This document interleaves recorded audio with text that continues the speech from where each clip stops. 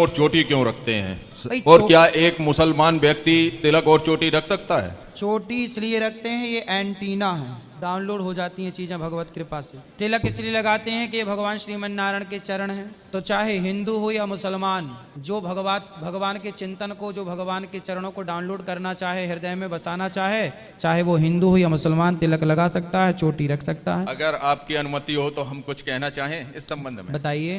तिलक लगाने के दो कारण हैं, एक जनरली कारण है, एक आध्यात्मिक कारण है। ठीक है। जनरली कारण ये है कि जब हम ईश्वर को, अपने इष्ट को तिलक लगाते हैं, वो अगर वही तिलक हम अपने माथे पर लगा लेंगे तो जहां जहां हम जाएंगे दिन भर वो उनका आशीर्वाद बनकर हमारा रक्षा करेगा। एक तो ये जर्नली है। बिल्कुल। और आध्यात्मिक एक है, ये है कि हमारे शरीर में 7 चक्र पाए जाते हैं। ठीक है। जिसका 6वां चक्र आज्ञा चक्र माथे पे होता है। बिल्कुल। उसकी सूर्य की रोशनी उस तेज को छीन ना करे, इस वजह से माथे पर तिलक लगाया जाता है। बिल्कुल। और चोटी इसलिए रखी जाती है क्योंकि हमारे माथे पर सहस्त्रार चक्र होता है, जिसकी सूर्य की रोशनी से वो हमारा तेज कम ना हो जाए, इसलिए गोमुख बराबर चोटी रखी जाती है। ठीक है।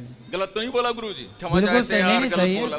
काहे गलत बोलोगे, सही बोल रहे हो। दूसरा प्रश्न पूछें गुरुजी? हाँ। दूसरा प्रश्न ये है कि 2 शब्द ऐसे कौन से हैं जो अगर व्यक्ति जान ले और अपने अंदर उसे ग्रहण कर ले तो उसे मोक्ष की प्राप्ति हो जाएगी? 2 अक्षर, 2 शब्द ओनली। राम ही जानते हैं हम तो, राम नाम हृदय में आ जाए तो कल्याण हो जाएगा। ये तो एक शब्द हुआ गुरुजी, 2 शब्द हैं। तो सीताराम, सीता सहित राम।